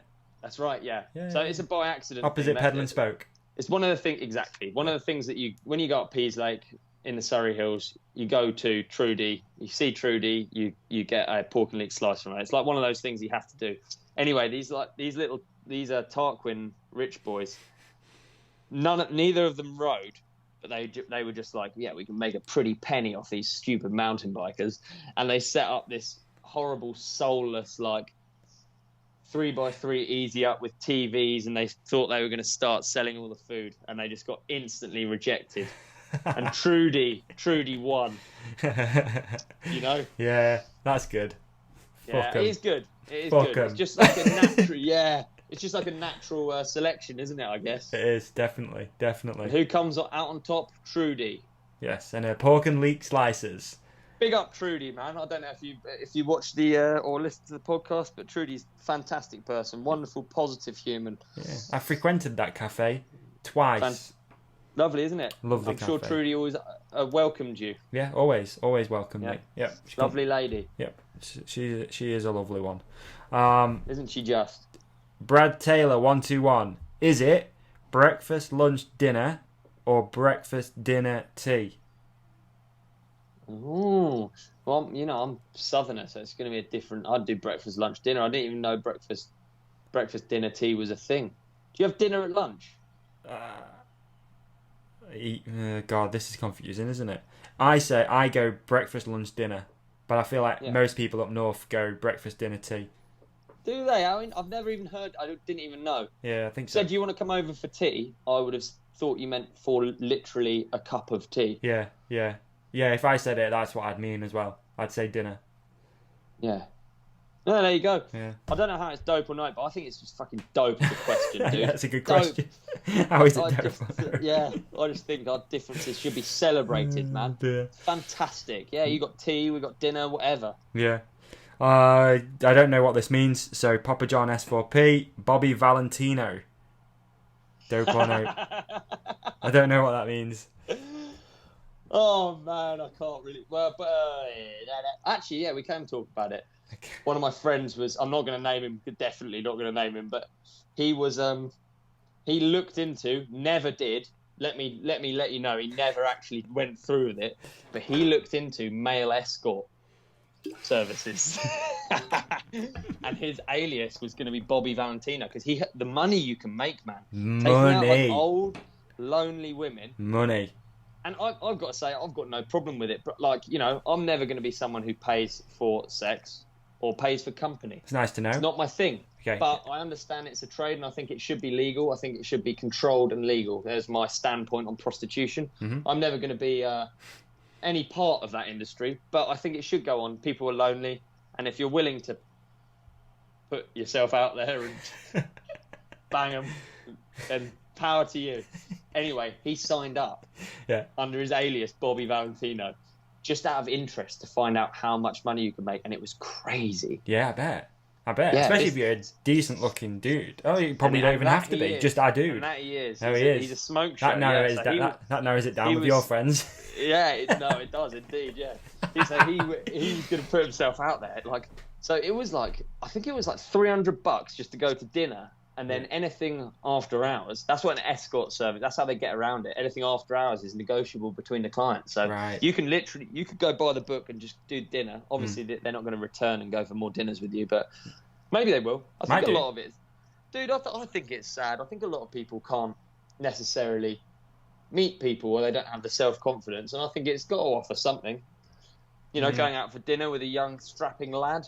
Yeah, definitely. You pay for it if you're a lonely lady with a bit of money. Why not? Why not? I'm with you totally. Why not? I want to again clarify. I'm never going to pay for sexual intercourse. In quotations, Olly Wilkins. Yeah, 2020. There's my views on prostitution. I think it's fine.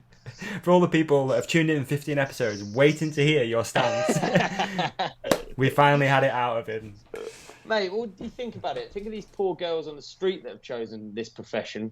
Maybe not chosen. Maybe not chosen. Maybe not chosen as well, but equally, if there was some sort of like, if it's legal, you can control it, and that's how it should be. So then there's testing, then there's protocol. Yeah. I don't know if my views here are way off. I might get cancelled. Nah, I think I'm with you. I think it's like anything. Dude, I think why would like drugs. why would you leave these like vulnerable people in the streets to be taken advantage of, creepy people, when it could all be everyone's made accountable for? Yeah. Rogan always says it, doesn't he? About like, well, you can have a massage, but you can't. Mate, yeah, it's true, isn't it? It's not far off, is it? No. There you go. All right. There you go. Legalise prostitution.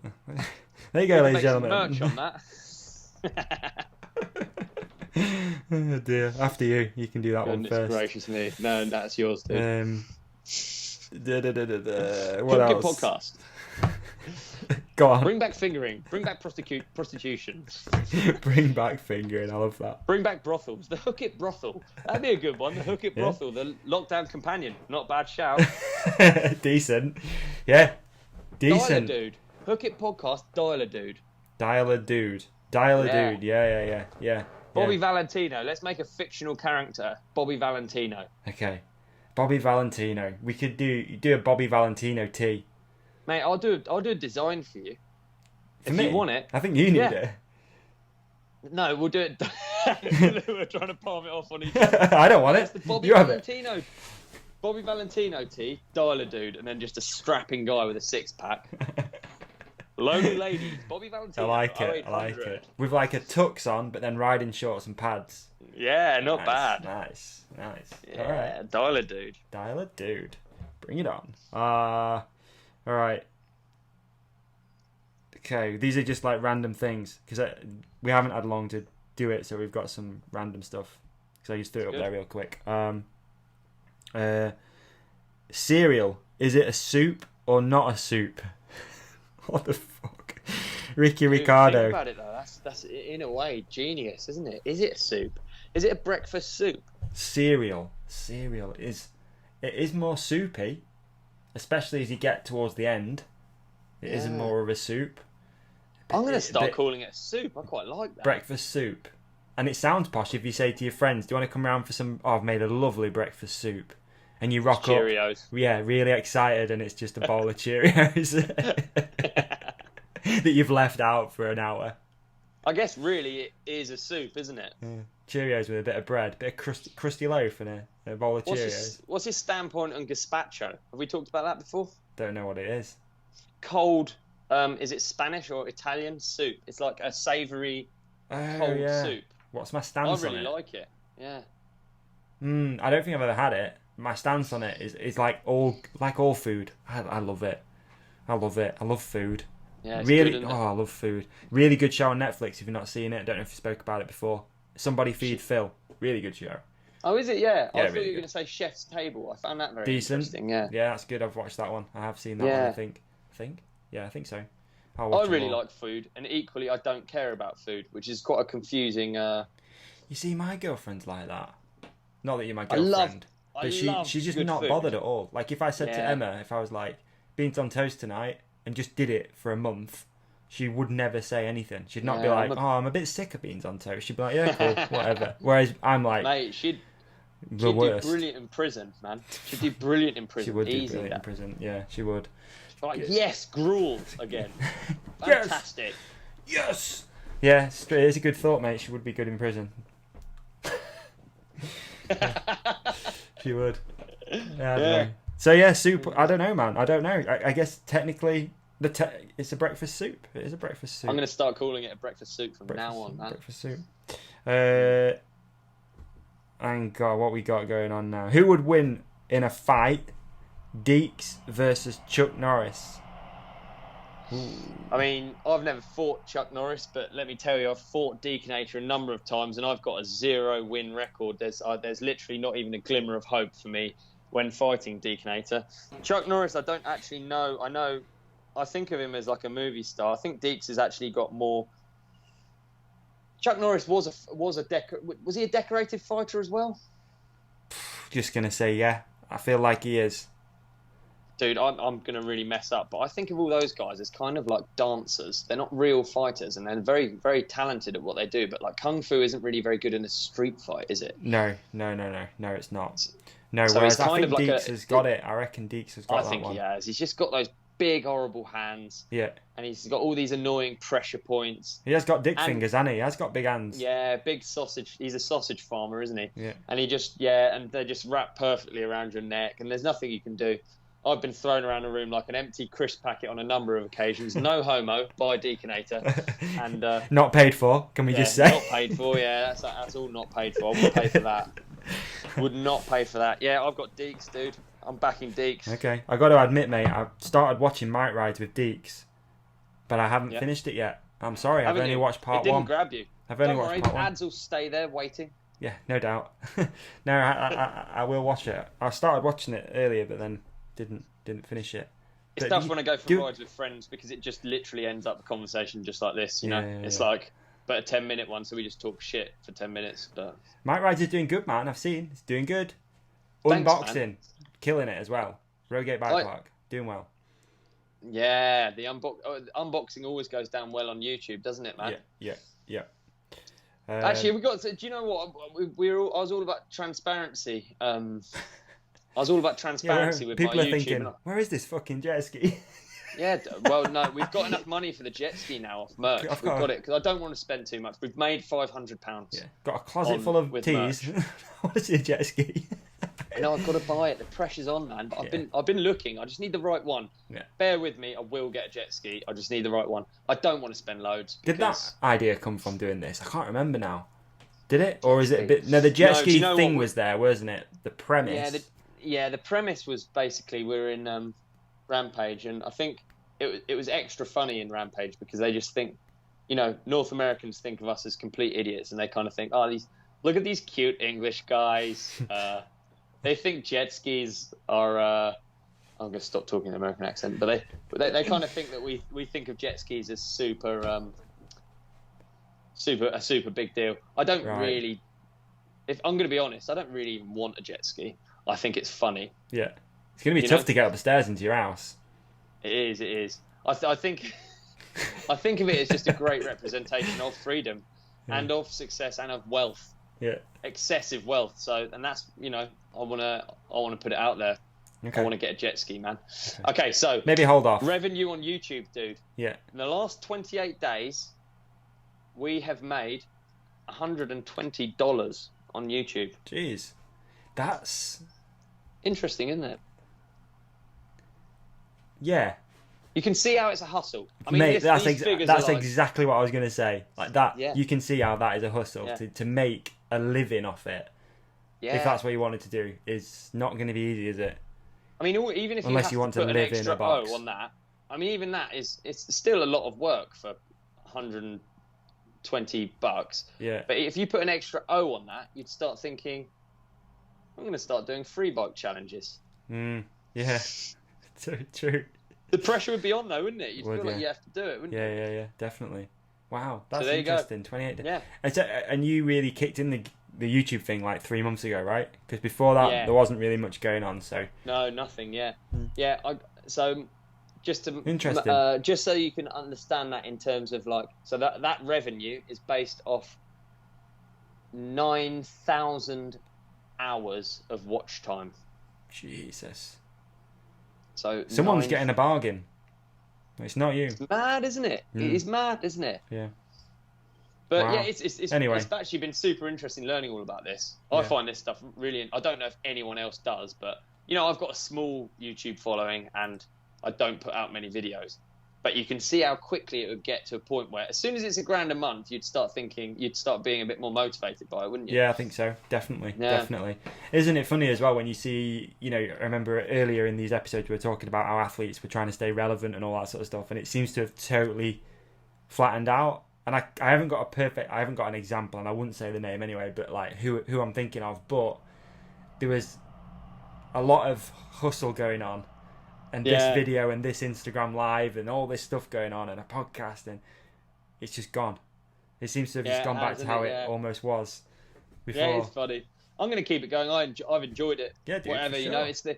And also I'm not like pretending and ever on any of my YouTube videos. It's just what is going on anyway, Yeah. It's not like a huge effort for me on my part. I just have to bring along this stupid little camera, film a couple of my mates.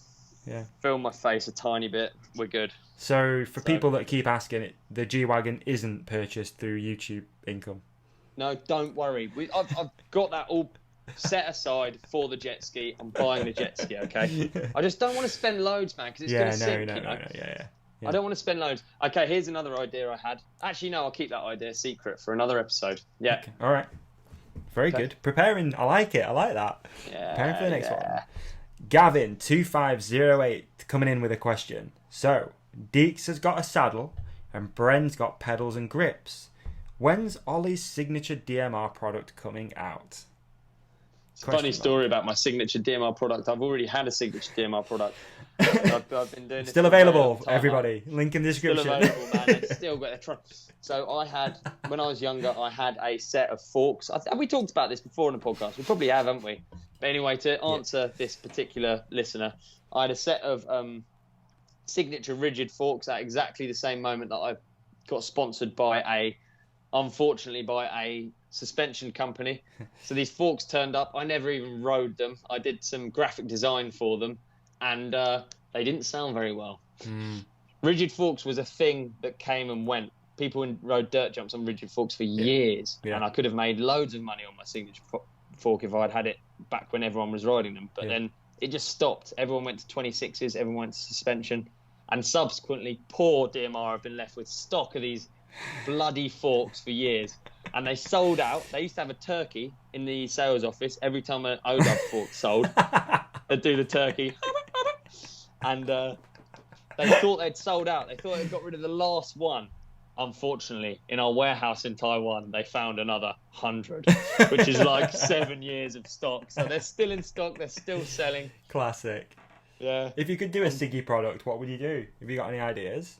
Me, I'd always love to have a signature product. It's very strange for me because I'm still very much involved in the design process of DMR components. Yeah. So the thought of putting your own name on something, you could just slide it in there so everything's got like a logo in it. Mate, do you know when we release these products, the amount of work that goes in and the amount of files and folders and instructions that I have to send to our manufacturers is insane. So it would be a lot of me sort of putting my own logo on stuff, and it's just too much for me to do. So really, the hurdle that's in the way of me having a signature product is me. I just can't do it to myself. I can't do it. I don't have my head is big, but it's not that big. Yeah. Can't do it. Shameless self-promotion. One day, we'll see. Maybe we will. I've been with those guys for so long. We'll get a signature product, I'm sure. We'll get another one. You got to, man.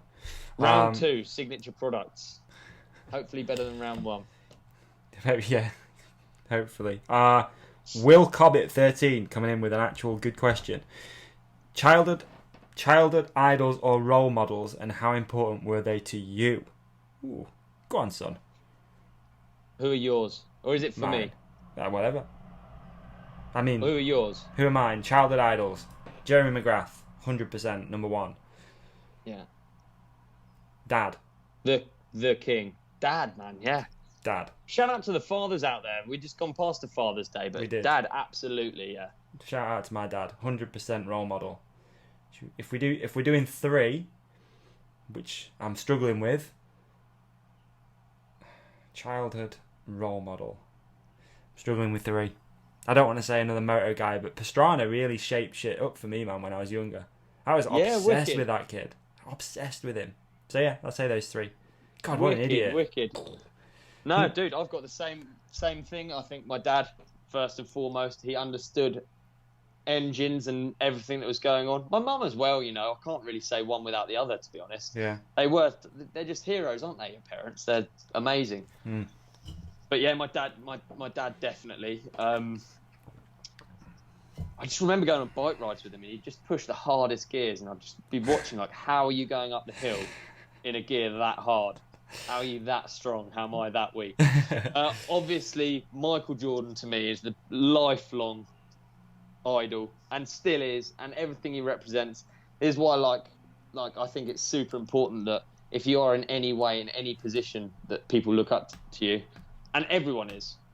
Everyone is. When you go riding with someone who's younger than you, whether you know it or not, you have a responsibility to put out good shit, not bad shit. And Michael Jordan just put out the best shit. Work ethic, everything. Yeah. Steez. A lot of people don't talk. Everyone talks about how much MJ won and how dominant he was and stuff like that. But actually, it's not even a thing that gets talked about in basketball. Right. But the style of a player and the style on and off style's been lost in mountain biking. People don't talk about style in the right way anymore. They talk about on and off. You mean his style off and on, like? No, I mean his playing style. Right, yeah. As you know, I'm no fashion icon, brother. As you know. But Michael Jordan's style of play. Okay. How he shoots the ball, how he moves. He's to this day one of the most stylish players. You watch Kobe play. You can watch Kobe and MJ back to back. Kobe has practiced Michael Jordan moves over and over and over again, and he's done them in exactly the same way as I did when I was little, to the very stupidest things. So when you shoot, I used to have my fingers in the same position as MJ. I'd pay attention to where the ball rolled off his fingers, like the style. Just Steez is like something that you can't like. You know when you see someone who's super, super stylish, and MJ is super stylish, and you see it in, like, there's not even... LeBron is not stylish. No. LeBron is dominant, an amazing player, but he plays horrible in a lot of ways. Okay. I need to watch some basketball. I'm going to do that this week. I'm going to watch a basketball game. You tell me which one, and I'm going to figure it out, and I'm going to watch one. I've never watched a basketball game in my life. Mate, just watch The Last Dance. I've seen it. But like a full game to try and figure out what it is all about. Yeah. Do you know what I mean?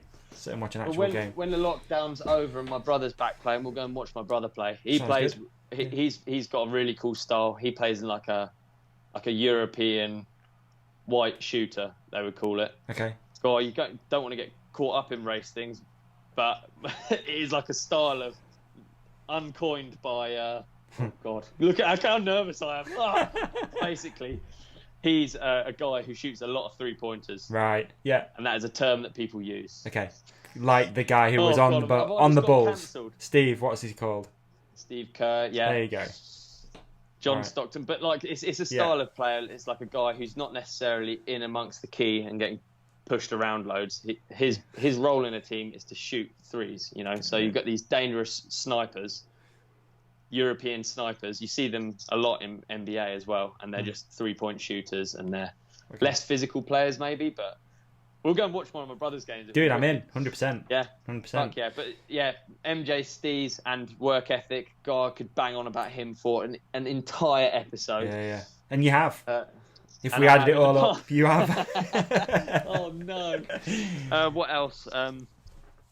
In terms of, role models, I think, can come in all shapes and forms. We kind of touched on it a minute ago, but when I was younger, all of the older guys that helped me out and were riding, so we've got, like, all the local heroes where I live, a lot of them were like, dude, I picked up on everything when I was younger. I was a real role model-y guy. Right, yeah. Everything, dude.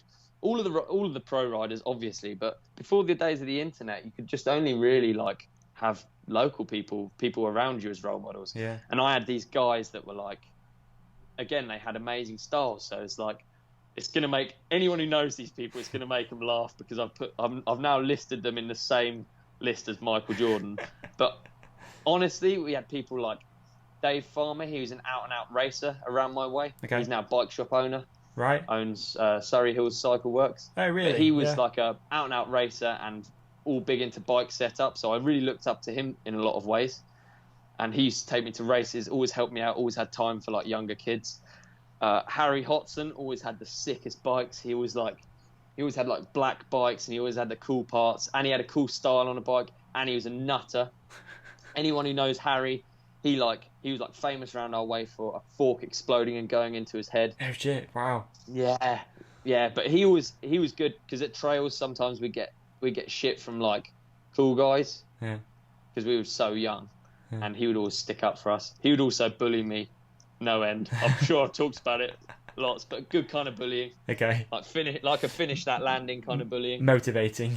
Yeah, exactly. But we had like BMXers that I'd look up to. We had like moto guys that I'd look up to. Rolly Brooks, he used to bomb along. And to be honest, largely my mates. Right, Been lucky enough to have just mates around me that are just so sick, you know? Yeah, it must have been like, even with Bren, sort of growing up with Bren and watching that happen. Yeah, dude, but Bren was like super motivating. Like, yeah.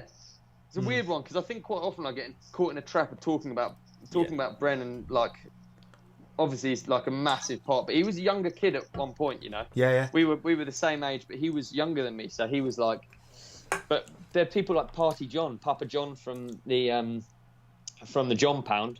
He was an older guy, and he could drive before I could drive. Right. And he was a sick. He was like, he had the sickest style, and I wanted to table like Papa John, or you know. Yeah. Or like DV. I remember DV, Dave Valle, who came up earlier. Yeah. I remember him at races, and just like him talking about lines and like his bike setup. I'd just be like, oh. I used to pay attention to everything. Like Brennan always talks about it as well. He's exactly the same as me in this. Right. He'd watch like Steve put on gloves. How stupid that sounds, Uncle Steve Pete. He'd watch how he puts on gloves. Okay. And the smallest things, and he'd just be like, pay attention to it. Wow. We're all proper role model-y guys. Yeah, for sure. yeah. That's interesting, man. That's super cool, isn't it? That's super sick.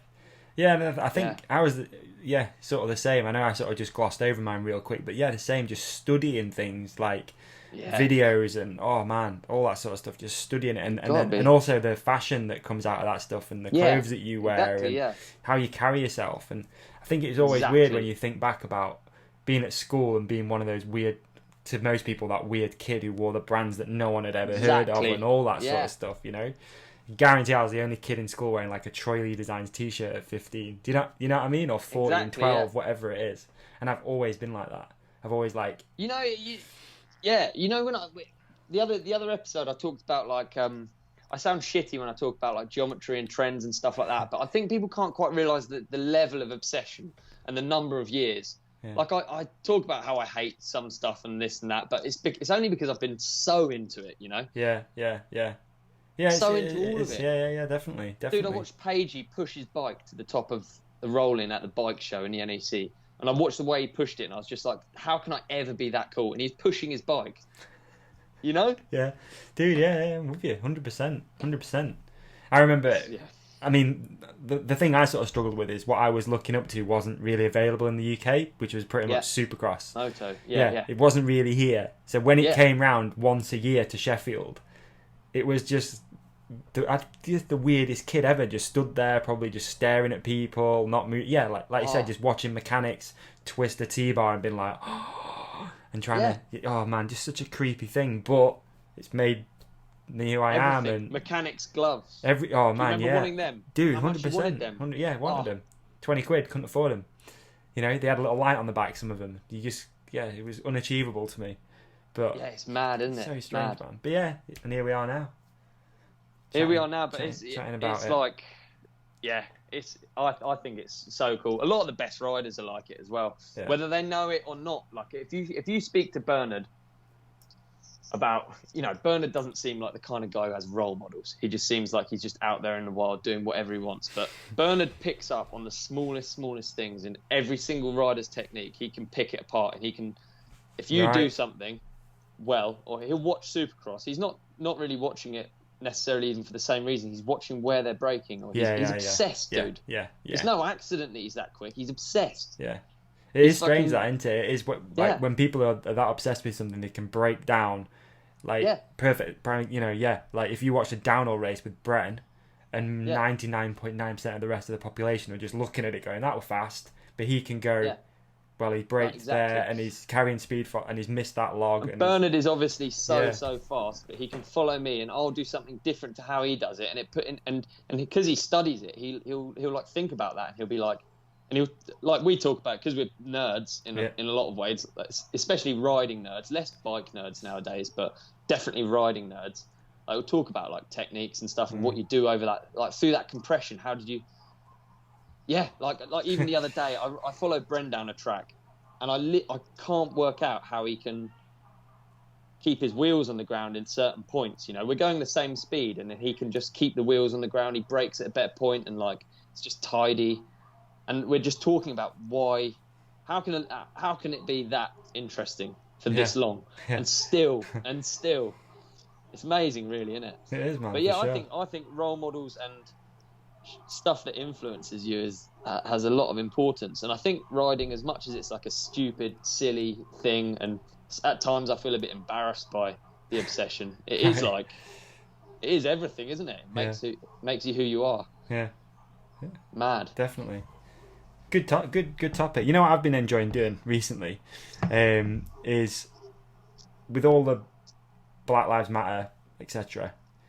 Not, God, here we go. Naive sounding Davey's back, but you can't talk about it, man. No, it is difficult. But here's what I have been enjoying doing: going back into the 90s and listening to the music of that generation. And you talk about Michael Jordan made me think about it.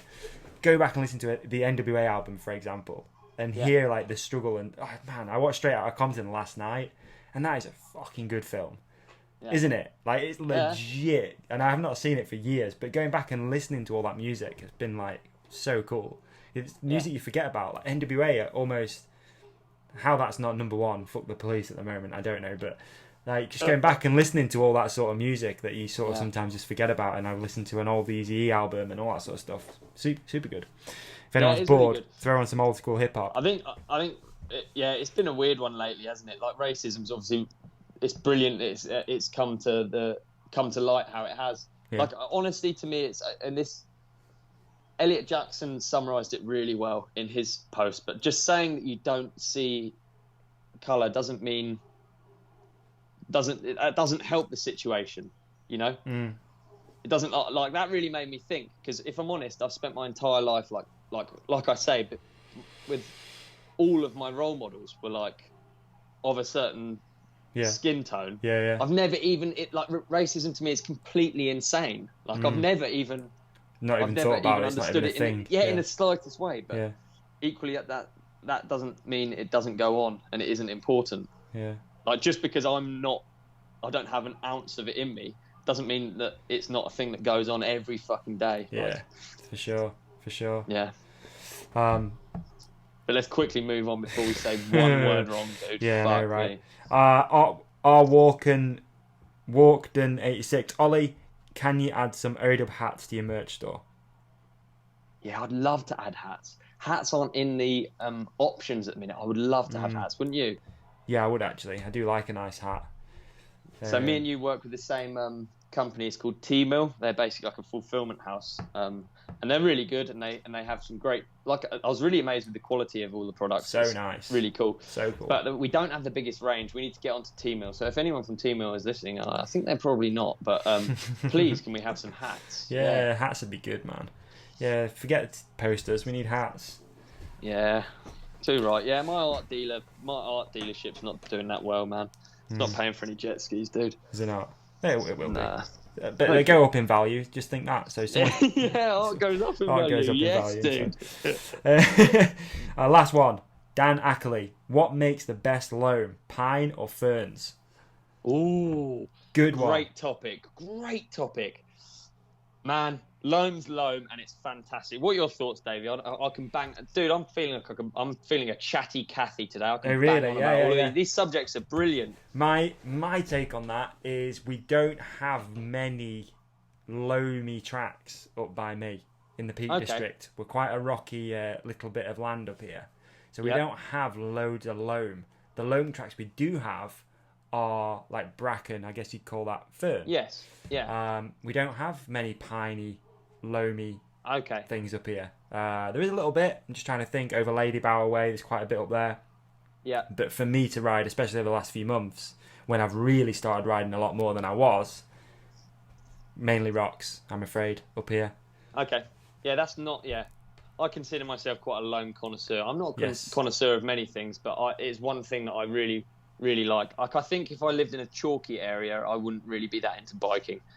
How Right. about that? Fair. Yeah. I Really. really, really love the feeling of like the ground moving. It's the Yeah. best. So, pine and redwood. Some of the best trails I've ridden have been pine and redwood, and they've been in Aptos. That's primarily pine and redwood. California? Around here, California. That's right. Yeah. Okay. Amazing trails, man. And Really? the pine, like it's like so deep. That said, in theory, pine and redwood both coniferous trees? I think they are. Shall I? I should really, but I'm on a roll. Go on, Around you go. here, we're largely deciduous loam, I would say, which means they're like broadleaf and seasonal trees where they dump every year. And What I was think the that's word? Really Pine and redwood. Are they what? conifer Yeah. house. It's getting, dude, it's tech, loam tech. So I don't have a preference, if I'm honest. They are both But carnivorous. I was talking about it with someone the other day in search of like the dream trail. Yep. And a place that I've been to and not ridden and I would absolutely love to ride is Japan. And I walked down some tracks that were like, so Japan's quite unique. I don't know if this is 100% correct, but a lot of their mountain ranges have deciduous trees quite high up. Okay. Which is unusual. If you think of the Alps, you don't think of like bloody oak trees. No. Yeah. True. Yeah, so they Japan, have on the other hand, trees does up have... mountains. For in layman's terms. Yeah, exactly. But coniferous trees are all pine needly kind of vibes, aren't they? Yeah. So it's really unique in that respect. Often, if you watch snowboard videos, you can see if they're in Japan because there'll be all of these cool Japanese trees that look really deciduous. But Okay. I want to go back to Japan and ride some of the stuff that the 50-1 lot rode, because I walked down a track on a mountain called Mount Mitsutogi, and I'm not going to do that in a Japanese voice, but it's Mount Mitsutogi, which is next to Mount Fuji, and I walked down like hours of just basically where they've cut down trees at the top and dragged them down. They make these gullies, and these gullies are literally filled with like, I don't even know how much loam would be underneath there. Fuck. But it'd be loam on loam on loam, and they're steep and they're just rough. Yeah. If you watch like Loose and Craig and that lot, and maybe Sambo. Yeah, they did an edit from there. Yeah, and you watch some of those edits, they're fucking, oh dude, it makes me want to go back so much. I'd love to go there, so hopefully I'll get a trip over there. What was the sand like? At some point. Sand. Sand is definitely not very similar to loam. Sand's very difficult to ride. Yeah. It was so cool, such a cool experience. Yeah, I always I wanted to, just in like a childlike. But it's not that sort of feeling at all of deep loam. No, Very it's different. not. No, because loam just behaves in like a way that you can. Well, I guess loam it is, almost does pack a little bit, so you can make a corner, whereas sand I just think keeps it is the fucking equivalent disappearing. of powder. Yeah. Powder for snowboarders is loam for bikers, I guess. Yeah. I mean, we got loam around here, but it's much the same as your like bracken loam. It's some of my favourite, and it's got dirt. Some of the stuff underneath you it. guys ride looks so much fun. Yeah, like we don't have clay, so water drains. Right. Yeah. Yeah. So you got loam is better like a all weather tracks, I guess. Yeah. Loam is like a soil and leaf mix, isn't it? Substrate. You ridden up here much? Have you ridden in the Peak District? No, not much, man. You're not? No, not much. Okay. All right. No. We'll figure it out. By no means, yeah, absolutely, I'd love to. By no means do I think I live in the best area for loam, but we've got some really nice loam here. Yeah. And so to go back to the question, I honestly can't tell. In theory, right, if you're thinking about it, deciduous trees drop more leaves and the leaves are bigger and probably rot quicker. So I reckon they, in my head, scientifically they should be better. But then I've had some fantastic times on pine trails, especially, like I say, Dogs trails in Aptos all time. So who knows? All seems pretty fun to me. Yes. If it's loamy, it's fun. Fact. Exactly, yeah. Fact. You just crash and it doesn't hurt as well, so that means you can hit every turn like a crazy person. I like it. Basically the opposite to Isle of Man TT. It is literally the opposite, isn't it? Yeah. It is the opposite. It is. Well, here we are. What a great episode. We had some fantastic questions. We did, and it was very reactive too, as I only posted that a couple of hours ago. So thank you to everyone who straight away was straight on it. You know, you guys are the best, man. You guys are the best. Lovely people out there. I'll be sad to see the Lockdown Companion Series end, but we'll move on to better things. And the Freedom Ride is going to be a fantastic full stop to what's been a brilliant series. It's been a blast, man. So we'll do this one, Freedom, next week. Catch up about Freedom Ride, more details as we probably get them or make them, and then boom, Freedom Ride. It's there. Can't wait, dude. Right. Well excited. So actually, I think now that you're listening to this, the tickets will be available, and Rogate will be. You'll be able to book. It's the 4th of July, and you have to sign up to b1k.com and pay a measly £10 for all the years of work that Sam and the guys have put in. Yep, £10. And then we've got Freedom Ride on our hands. £10, 10 English pounds for a full day's activities. Boom, Riding, suckers. smiling, bowing, everything. It's all there. Woo. Excited. All right. Hell yeah. Can't Perfect. wait, dude. Let's hand over to Zeb then, I guess, shall we? Yeah, let's, dude. What an episode, man. Hand over to Zeb. See, we don't need these fucking guests. We don't need Daniel Ricciardo on here. No, we don't. That said, but if you're listening, Daniel.